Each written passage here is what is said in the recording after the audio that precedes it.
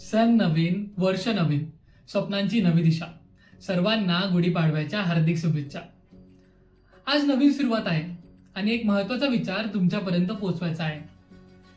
आपण मोठे स्वप्न बघतो, पण बिझनेस सुरू मात्र करायला घाबरतो. ज्या भूमीवर छत्रपती शिवाजी महाराज उभे राहिले, तेव्हा मात्र साधन कमी होते, पण धाडस मात्र अफाट होतं. त्यांनी स्वराज्य उभे केले आणि आपण एक छोटा निर्णय घ्यायला सुद्धा घाबरतो. आयडिया मात्र येतात, करू का देखील वाटते, पण लगेच रिस्क आहे, फेल झालो तर लोक काय म्हणतील, या सगळ्यांचा विचार करून आपण गप्प बसतो.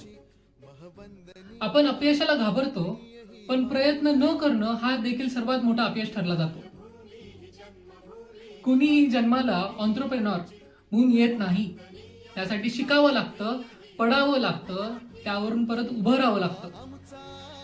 डिफरन्स फक्त हा आहे की काही लोक सुरुवात करतात आणि काही लोक नाही करत. आज गुढीपाडवा आहे, नवीन वर्ष आहे. या नवीन वर्षी एक निर्णय घेऊयात आपण. भीतीवर नाही तर स्वतःवर विश्वास ठेवूया. नोकरी करून मराठी माणूस वर येणार नाही. मराठी कम्युनिटी तेव्हाच वरती येईल जेव्हा आपली माणसं बिझनेस मध्ये उतरतील. आज तुम्ही मोठे पॅकेज बघत असाल, मान्य आहे, पण काही लोक असे आहेत जे ते पूर्ण पॅकेज एका दिवसात कमवतात. मग प्रश्न फक्त पैशांचा नाही तर माइंडसेटचा आहे. सुरुवात करा छोट्यापासून.